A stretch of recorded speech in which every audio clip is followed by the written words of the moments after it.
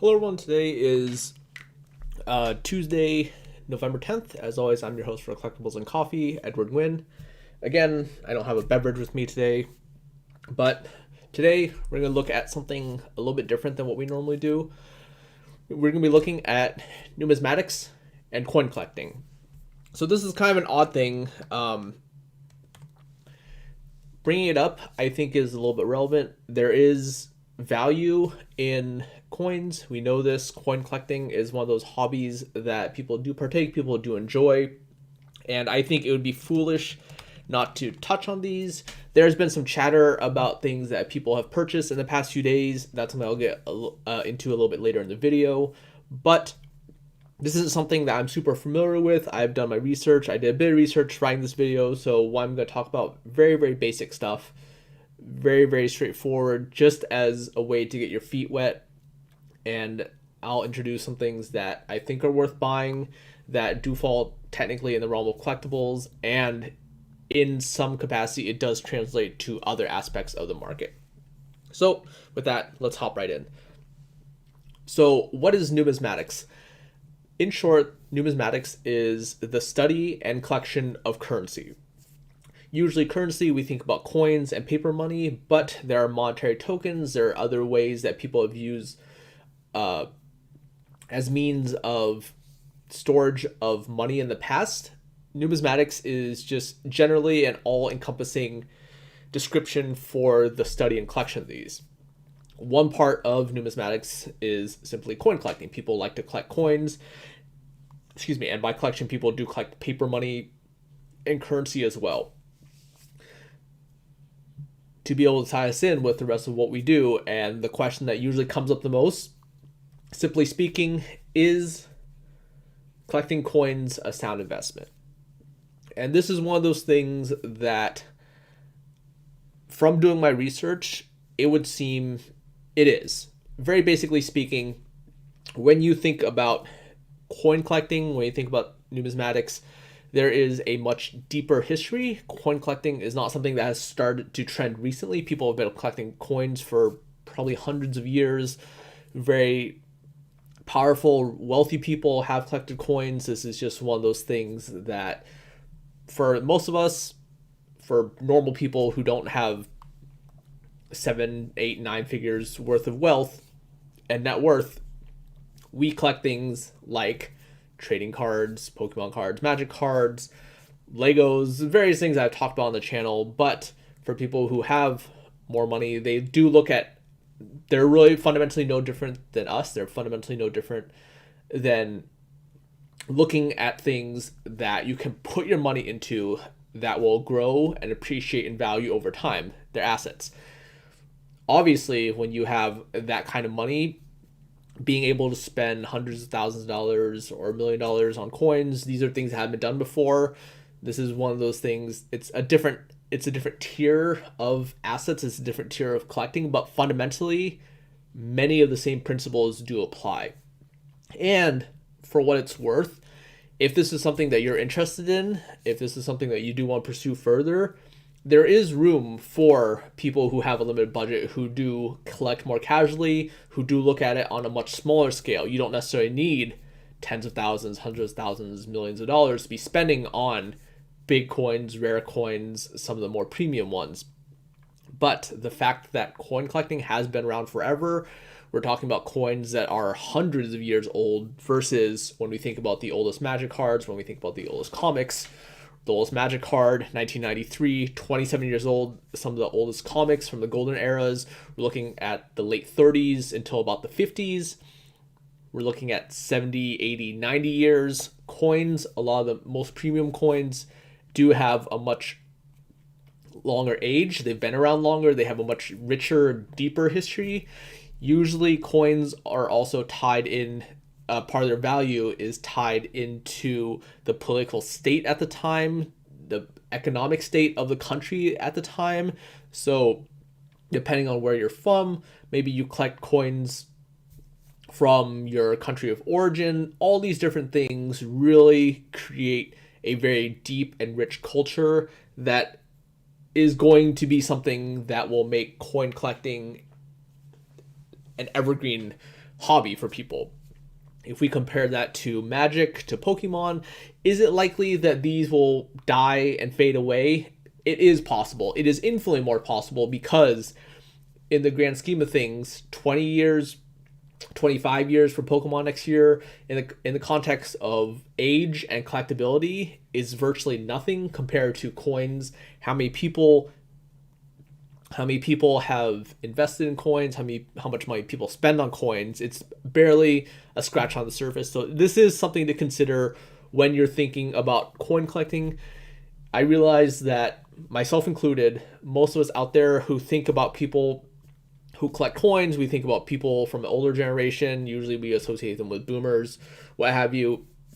It is something that is certainly more nuanced.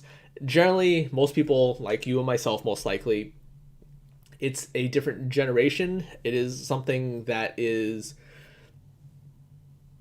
likely more sought after by an older generation, but we do have to remember this is simply their form of collectibles.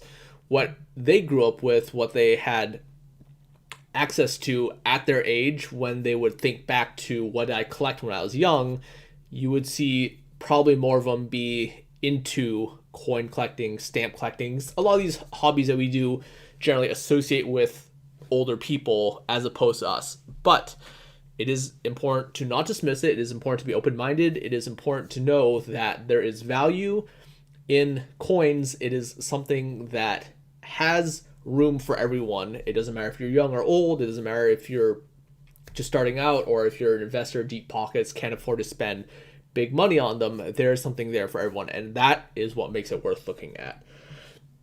It is also important to note that this is due to how well recognized coin collecting is. It is something that is relatively universal.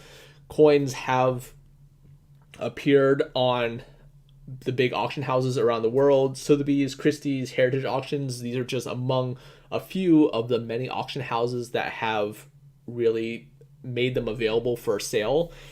In my mind, when something has reached that level of making it worthwhile to be appearing on these auction houses, that certainly kind of trends beyond what most items would generally fall into. Pokemon cards have started to slowly make that creep up now that we've seen really the premier items, probably the first edition base set booster boxes and first edition, etc. These are really starting to get to a point where it's drawing in a legitimate crowd of people. It's drawing in a real interest, especially among people who are no longer inside the hobby, but from outside the hobby as well.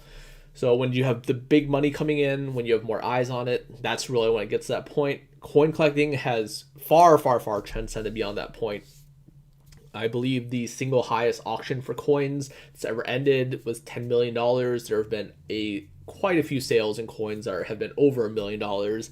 And if you remember listening to one of my previous episodes, I'd mentioned it was a letter from one of the higher ups inside CGC. They are the parent company for PCGS, Professional Coin Grading Services. We'll talk about them a little bit more later in the video. He has mentioned that coins, among many, many collectibles, really no different. They have really boomed during this time, in this pandemic era, as it were. So it is important to keep all these things in mind. I do encourage you, even if you know nothing about coin collecting, even if coin collecting isn't something that appeals to you, don't worry. There will be a bit at the end where I can discuss something that's a little bit more broad, something that's a little bit more easy to get into, because as with anything else, when you have something that has aged for as long as coin collecting has, as much information there is out there, it can be something that would be a little daunting for your average consumer to get into. But again, keep your mind open. Think about how different it would be if we kind of flipped the tables on someone else. If we brought in our parents, for example. My parents are in their 60s, and I tried to explain to them the concept of magic cards. Where would they even begin? How do I explain sets to them? How do I explain rarities? How do I explain different languages, cards that appear in different languages? How do I explain foil, non-foil, all these things? So coin collecting, not really different. There are many, many layers of knowledge. There's a lot of information that's out there this is only going to scratch the surface, but I do implore you, if this is something you're more interested in, do more research into it. It's probably certainly going to be something that I'm going to do more of as well. I think that I would be foolish to pass up on any opportunity with potential future market growth, and that it's simply, again, no different than any other asset that we look at. Anything can be a store of value if it has potential for growth and it can outpace just holding on to cash and it can outpace inflation. It is worth looking at. I think one of the most important things to recognize before we even start this is the growth of the stock of Collectors Universe Incorporated. They are the parent company for CGC. For comics, this is a grading company that we use for Pokemon cards that people have started to slowly get into in the past few months. Charlie Herlocker, if you go back and listen to his interview, it was one of the earlier episodes I did, he did mention about how CGC was really pushing to get into that market, about trying to draw more people in and take a bit of that pie, because it is one of those things that Collectors Universe, they do look at. They have many different companies underneath them that look at different aspects. PCGS, Professional Coin Grading Services, this is just one aspect. CGC, they look at comics. There's a separate company that deals specifically with paper money and currency. There's a separate company that deals with sports memorabilia. These are all different parts. Looking at the growth of the stock, the value of the stock has crept up, and it has really taken a meteoric rise within the past few months. If you look at the value of the stock earlier this year, kind of pre-pandemic, I just kind of set an arbitrary date, February 28th, Friday. The stock closed at $23.01. I think that's a reasonable point, kind of pre-pandemic, before things really got shut down in March and things started to slow. If we look at the value of the stock, since then, it has dipped a little bit. Kind of March was the beginning of a lot of stocks did take a huge hit. A lot of stocks did generally fall in value in that first time. That was when the airlines were taking a huge beating in terms of stock. People weren't really flying. Everyone was really in lockdown mode towards the beginning of this. But since then, the value of the stock today has almost tripled. It is the value of the stock today, when I wrote this article a few hours ago, $67.33. We are looking at the stock growing almost 300% within the past few months since February. The peak of the stock was last week. I want to say it was probably about the 5th or so. It peaked at $71.60.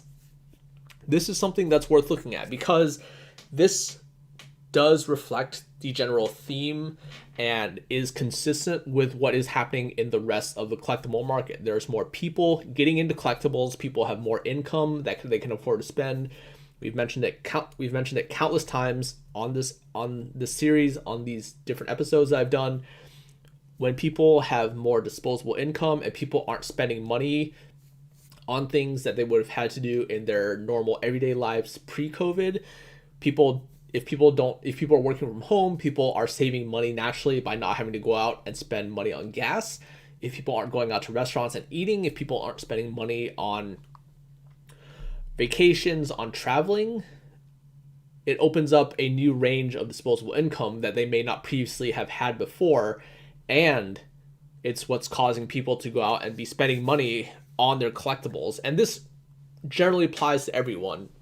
It doesn't matter if you have a lot of money, or if you have a smaller amount of money. Whatever your disposable income is, it's likely grown over this past year if the things that you normally would be spending your disposable income hasn't been accessible to you since the pandemic has started. And when we look back at this again all ties back to CGC stock. They have obviously had a huge surge in demand. People are more interested in getting cards graded. There's more demand for them. It wouldn't surprise me if people are starting to look at more overlap. Maybe there are people out there. Granted, the overlap is likely smaller. You're probably harder pressed to find someone who has Pokemon cards or looking to grade with CGC that would think, and maybe, hey, I have coins somewhere, or maybe I have comics somewhere. Less overlap, but it does draw more attention to everything as a whole because of how integrated everything is with Collectors Universe and their different companies that grade various aspects of the collectible universe, as it were, because realistically anything is collectible, and they've really made a name for themselves by going out there and grading anything that is collectible for people that people would want graded and people have an interest in buying and collecting. So in summary, no surprise, the trajectory of collectibles has kind of been reflective of what has happened with the stock. We see this across the board. The price index on Magic cards have gone up. Pokemon, no surprise there, big rise. Coins, they've written an article about how the state of collectibles is doing very well. It's healthy and it continues to grow. So this is reassuring. Looking at their stock, if you had purchased their stock back then, this is something that you have done very well with. If you want the actual stock itself, this is a publicly traded company. So looking at it is just a good sense of the pulse of being able to get a sense of what is happening out there in the collectible universe beyond what we know regarding Magic, regarding Pokemon, because like I said, collecting things, this is just one of the many things that people do, and for some people, coins just happens to work for them. So being aware of that is something that is worth noting. So with that, we'll kind of jump a little bit deeper. I've used the acronym several times, PCGS, Professional Coin Grading Service. I think this is one of the most valuable assets of coin collecting. For the most part, they are focused, because they're based in the US, they do generally have a deeper pool for US minted coins, but they do grade coins from around the world. They provide several services that are absolutely invaluable to anyone who gets into coin collecting. It doesn't matter if you're just starting out, if you're brand new to coin collecting, if you have an interest in getting in, this is where I would start. It does provide a marketplace for everyone, but the most valuable services from what I can see that they have provided are, one, they have a relatively standardized grading process, and this is important.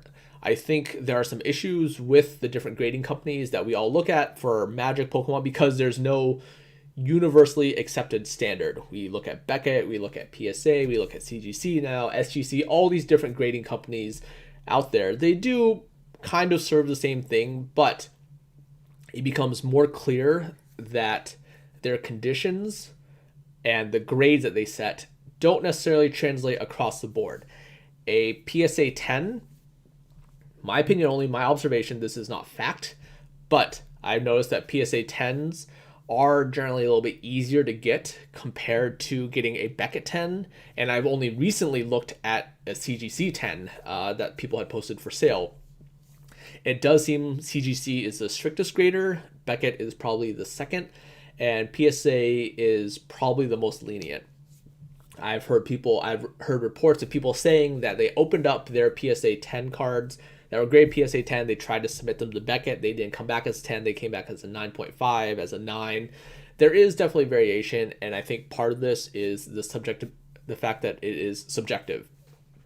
It's not always clear what looks like a 9 or 9.5 to one person could be a 10 to someone else. There is that room for flexibility, but I believe that PCGS, because there aren't a lot of different grading companies to the scale that PCGS has graded coins, makes it so that they are a relatively accepted standard. Their grading scale is fairly granular. Instead of 1 to 10, they actually do 1 to 70. There's not every single grade along the way. There are some where they start skipping, but 60 to 70 generally considered uncirculated mint coins. So this would be, we're looking at a 9.5 to a 10 for these coins. And then below 60, they start to space out a little bit in grades. I don't think there's a 59. I believe there's a 58, etc. And it kind of scales down from there. But providing this process, this is something that, to my understanding, most numismatists are aware of. They kind of accept this in terms of what would this coin grade at, and most people do reference the 1 to 70 scale for grading. That's one part. I think that standardized grading is very valuable. It is something that most people are aware of. It's something that people can easily reference to, as opposed to, I think one of the biggest things that TCGs do suffer from is because there's so many different grading guides, there's so many different scales that people use. It's not even clear what buying from one company is necessarily going to translate to another, because we use very, very subjective words such as near mint, light play, moderate play, heavy play, excellent, very good, good. All these different things, these words don't really help, whereas having a clear numerical scale with a high level of granularity is really something that, in my mind, pushes PCGS in a huge step forward in the right direction for what collectability should be and what grading should look like. Another thing that is very valuable is CoinFacts. If you look on their main page and you go to CoinFacts, it provides a fairly encyclopedic source for looking at coins. They have coins by year, they have coins by denomination. You can look at pennies, nickels, half cents, dimes, quarter, all these things. That's there. You can sort by year because there's so many different mints. We know that in the US, there are multiple places that mint coins: Philadelphia, San Francisco, and West Point. All these different things have made it more and more complex for someone getting in, but being able to use CoinFacts on their website is a really good place for people to start identifying their coins, trying to figure out what they have, to know exactly which year it is, if they have something that is rare. All these things, having that access to that knowledge is something that's very helpful, because honestly, if we go back to the analogy where I would say, if I wanted to flip this on my parents, say, hey, go learn about magic. People, not only would they have a very, very hard time knowing where to start, I can't even give them a good place to start. How could I teach them? If we think about magic, we think about the different eras of magic, we think about different sets, we think about different reprints. All these things make it very difficult. And asking them to identify these things, not going to be very easy for them if they're starting out. But CoinFacts, I think, just in my short time that I played around with the website, I browsed through it, it did seem very, very comprehensive. There was just a ton of information about, from what I could see, being able to identify coins by their year, by their face. They had pictures of the front and the back.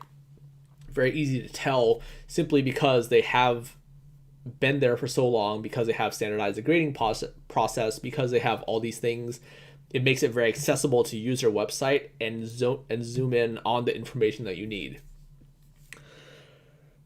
Lastly, another thing that is very valuable, because they grade coins and because there's a lot of people who do buy and sell coins, there is actually a price guide that is available on their website. It is something that is relatively easy and straightforward to look at. They do have links to other coin dealers, some bigger coin dealers, where you can go out and buy rare, expensive coins for your collection. There are links to eBay, so on more common things, it's much easier to just look at eBay, look at market price, see what these items have been trending for. So in the realm of collectibles, it is generally a little bit more precise in terms of what coins are worth. It is something that's a little bit easier to track. I think, again, if we draw an analog to Magic to Pokemon, for cards that are common, for cards that are in standard, for cards that are modern, for cards that have been printed in mass, sure, relatively easy to find what the value on this card is. Something that is $20 on TCG because it's a standard card, probably not going to be a lot of deviation in one way or another.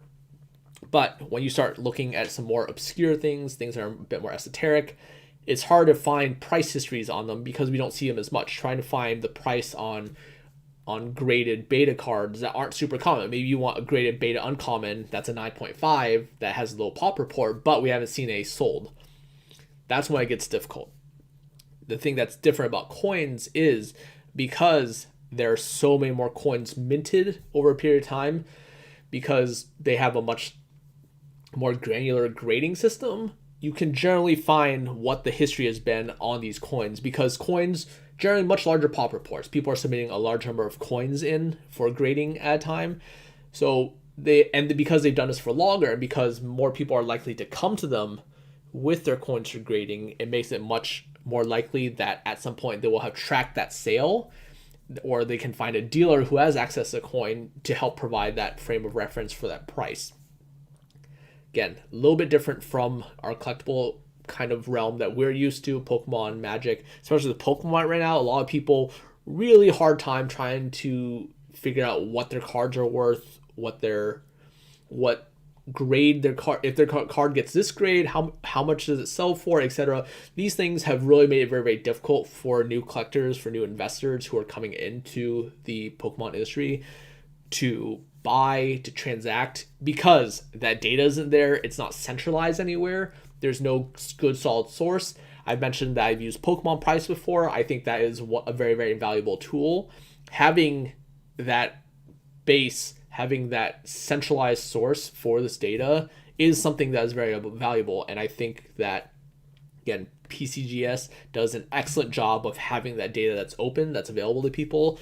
I browsed through and I just clicked on some random things. And if I want to go out, I can just very easily click on their links and just go straight to an eBay site from a reputable dealer that has that coin in the year that I want, in the condition that I want, and I can get that information right there.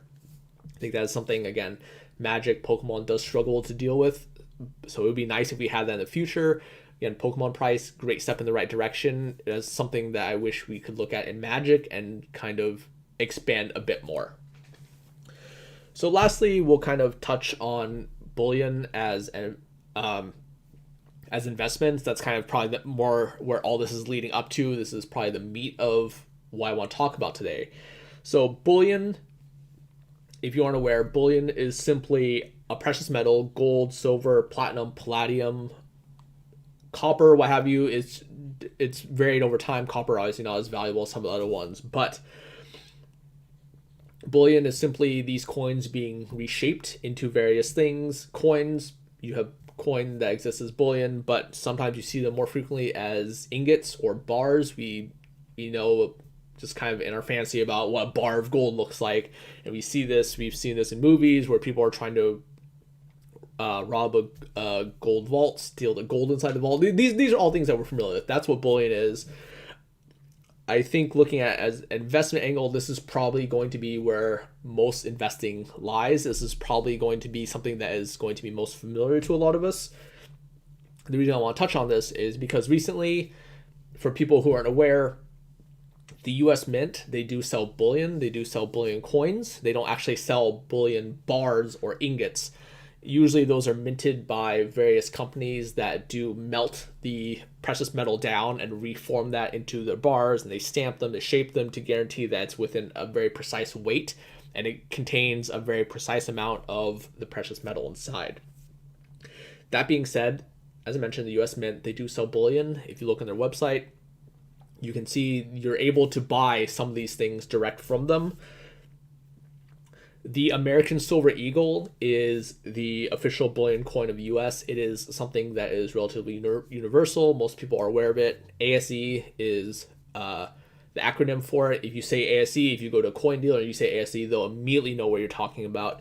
It is very simply 1 ounce of silver that's in the shape of an eagle, or rather stamped with an eagle. Fairly iconic art. It's something that people can very easily identify with. So that is something that is sold. The US Mint, there's 3 locations, I believe 4 locations across US, Philadelphia, Denver, San Francisco, and West Point. Denver doesn't produce any bullion, the other 3 do. So usually most coins are stamped with where they produce this bullion from. And more recently, it's probably too late to get on it now.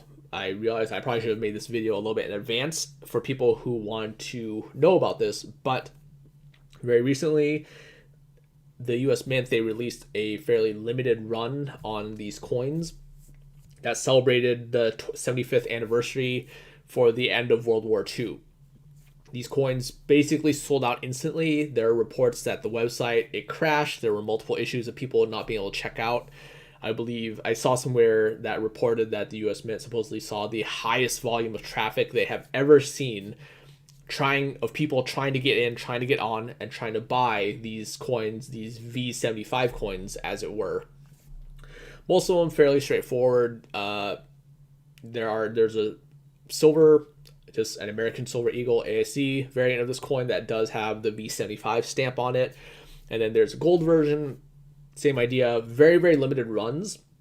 That's one of the things that does make coin collecting so straightforward, as it were, is because the U.S. Mint, when they do go out and produce bullion, when they do go out and produce these runs of these ASEs for the V75 event, you can look and see how much of this particular coin, of this particular bullion coin, they are producing. And you can see that some of these very, very limited. One of these, I think the gold proof, they produced exactly 1,945 of these. And that provides a very good idea of how rare this is in the context of coins. In 1945, of anything is pretty rare. That's slightly less rare than Alpha Lotus, more rare than a Beta Lotus. We look at 1,100 copies for Alpha of any Alpha rare, 3,300 copies of Beta rare. This falls kind of in the middle. So pretty rare, pretty iconic. These, from what I understand, they have a buy value that actually exceeds the retail value that you could get them, because people do put weight on this. Generally, the price of the bullion, what they price at, is going to be above the value of the spot price of the precious metal. Spot price is simply what the price is of the metal at that time. Usually spot price, people can calculate different ways. People can do spot price by gram, spot price by ounce, spot price by kilogram. Usually in the US, we look at spot price per ounce because that translates directly to the value of 1 American silver eagle, which is 1 ounce of silver. The more expensive ones, you can get 1 ounce of gold. The one I was referencing, the print run 1945, is of the gold proof. I think it was $1,300 ish dollars, kind of reflective of the spot price on gold. Obviously, they have to sell it above the spot price of gold. Otherwise, if the spot price of gold was higher than this, people could just take it, melt it down, get the gold, and then sell the gold for 1 ounce instead. So that is something that's worth looking at. I think this is one of the things that is probably most accessible to people, for people who do look to make investments, trying to get in on these special events, trying to get in on these high demand coins that are easy to flip. I think if you're one of the people who are lucky enough to get in on this print run of these coins, it's very easy for you to turn around and sell it right away. The fact that this is tied to the 75th anniversary is a big deal. I think in 25 years, when we are looking at the 100th anniversary of World War II ending, I think I can only assume that the US Mint will do another print run. That coin will probably have a ton of demand, have a ton of value as well. This one, not really different. 75 years, kind of a relatively symbolic year, as opposed to a random year where clearly they wouldn't bother making a coin for. All these things together, I think, makes it relatively accessible for people who can afford it, who can try and get in and try and pick up a silver American Eagle, or a gold coin. All these things, very easy to buy, very easy to get into. The price on them is relatively inelastic. It's not going to fluctuate in large amounts. Generally, coins, due to how long coins have been around, the age of some of these coins, you have to think about coin investing as something that is going to take years to turn over, as opposed to Pokemon Magic cards. If we think back 5 years ago, that's a fairly substantial period of the life of the game. So something that was 5 years ago is going to be pretty rare by today's standards. It's not something that you'll necessarily see a lot of. 5 years ago for Pokemon, we were still in the black and white era. I believe this was a little bit prior to X and Y coming out. 5 years ago in Magic, 2015, this would precede a lot of things. We would just have Modern Masters 2 at this point. This is before we even see things like Masterpiece yet. We haven't even seen Battle for Zendikar come out at this time yet. I think Battle for Zendikar was 2016. It may have been 2015. Regardless, this time, very, very different. So coins, longer investments, longer holds. With bullion, same idea. It does have some intrinsic value due to the nature of the spot price on these precious metals. The fact that these do contain a very set amount of precious metals does relatively make their price, as I mentioned, inelastic. They're good to hold on to. They're easy to buy. They're easy to store. So I think anyone who is able to look at it is worth investigating, worth doing a little research, trying to figure out where you can get in on this market and trying to figure out if it is right for you. As mentioned, it doesn't require a lot to get into. If you're just looking at bullion, it's very easy. You just go out there, just buy 1 ounces, 2 ounces, 10 ounces, 100 ounces, however much, what have you. If you go to your coin dealers, your local coin dealers, and you can go out and see where they would have the kind of money and what they have, what collecting coins look like. I'm trying to buy bullion from them. There's a huge range out there. I am friendly with a few local coin dealers around here, so it is something that's worth looking at. But if you just want the quick and easy, buy bullion, just kind of as a way to gauge the historic trends, which is kind of what we'll wrap up with this episode with here. We look at the price trends of precious metals. It has surged quite a bit, especially in this quarter three, especially in May, June, July.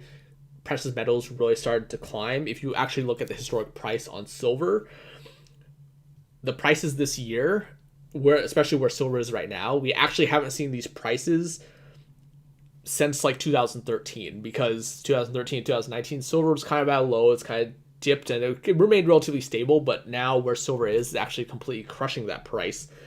And prior to this, we had looked at from starting with November 2008, that was kind of the lowest point of silver, and the price steadily climbed from 2008. 2008 was the housing recession. That was kind of the big market collapse at the time. 2008 to 2011, the market price on silver actually steadily rose, and then from there it kind of bottomed out. It started to get low, and it stayed relatively stable for a long period of time. But now, after March, when silver reached a very, very low point, I think it was down to about $12, $13, it started climbing up very quickly again. It started to get expensive. It started to jump up in price. It started to get higher and higher. And now we're actually at relatively record highs. We're at like a 7-year high. It is important to note, I've mentioned this time and time again, past performance does not guarantee future results. Take this with a grain of salt. In my mind, buy bullion is something that is, again, relatively easy to do, relatively free. If you know nothing else, just look on US Mint, look at some of the more collectible coins, and think, is this something that's worth holding on to? If you're okay spending that money, setting aside the $83 or whatever for some of the more collectible print runs of American Silver Eagles, it is possible that if the price of silver continues to rise, it could be a very, very easy turnaround within the next few years, which is the trajectory that I expect silver to go. Again, I'll say it again, past performance don't guarantee future results. It may be a bust. This may be as high as silver gets, who knows? But I think silver is at a point where I'm comfortable trying to hedge and put some amount of my net worth, put some amount of my money into silver and let it sit. We'll see where it goes in a few years. It's unlikely that I'll take a huge loss on it, but silver is one of those things that has persisted. People will always be buying silver. People will always be buying gold. You don't need to worry about silver and gold bullion the way that you need to worry about magic cards. You need to worry about cards. If they get reprinted, you're going to lose some amount of value on them, with the exception of reserve lists, of course. With Pokemon, same idea. Watt-Sierra cards, unlikely to ever completely crater in value, likely to remain relatively steady. And that's kind of how I feel about bullion. Coin collecting, something that I'm certainly more intrigued by after doing the research. It was something that I was, again, as mentioned, intrigued by, something that I think is worth doing a little bit more research just to get my bearings about where this could possibly go. Is there money to be made here? Is there an opportunity for me to invest, to throw some money down, to lock away and look at back in maybe 10, 20 years? Because we do have to remember, some of these are going to be longer term investments. Some of these are going to be holds for a longer period of time, as opposed to Magic, when we think about a short term investment being something that you buy right now and are just turning around and trying to flip it by next week. So it is a different animal. It is worth doing research. Certainly something I will do more. But I think today, just really kind of want to get those basics for people who may be interested, who may be looking at a different place to put their money, trying to park their money and trying to expand their portfolio, looking at it from a different direction, as opposed to just going too deep on one thing. Because a healthy investment portfolio is diversified. It does contain many different things, as opposed to trying to go too deep on one. So that'll wrap up today's episode regarding numismatics and coin collecting. It's I don't know as many people, obviously, who are numismatics. So getting an interview, trying to find someone who is a little bit more knowledgeable, may be a little bit difficult, but that is something I may choose to do and pursue in the future. We'll have to see. But I hope today does give people a basic introductory idea. At the very least, if nothing else, you can know that if you do want to get started, I would start out with PCGS, Professional Coin Grading Services. Go to their website, look at coin facts, and play around. Look at the marketplace, see what you can do there. Look at some of the knowledge that they have regarding coins, regarding old coins, new coins. See where you can get in. See where maybe I want to spend some money. See what you can do there. So with that, that'll wrap up today's episode. As always, you can find me on Twitter at Edwin13. You can find the social media sites for Vermilion on the right. As always, thank you for listening. Wherever you're in the world, stay safe, and we'll be back tomorrow with more.